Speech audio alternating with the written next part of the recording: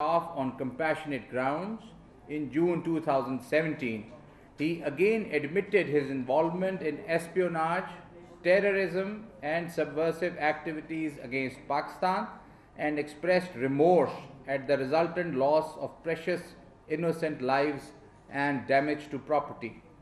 He has admitted of involvement in the assassination of SSP Aslam Chaudhry in Karachi.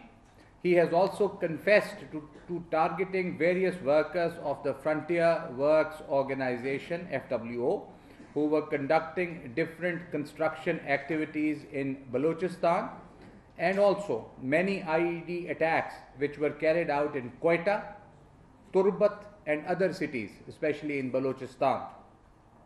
He supported TTP and other groups, especially in the attack on the Mehran naval base, various radar installations and the Sui gas pipeline attack. All these were directly sponsored by RAW. Let us be very clear that Commander Yadav is the face of Indian terrorism.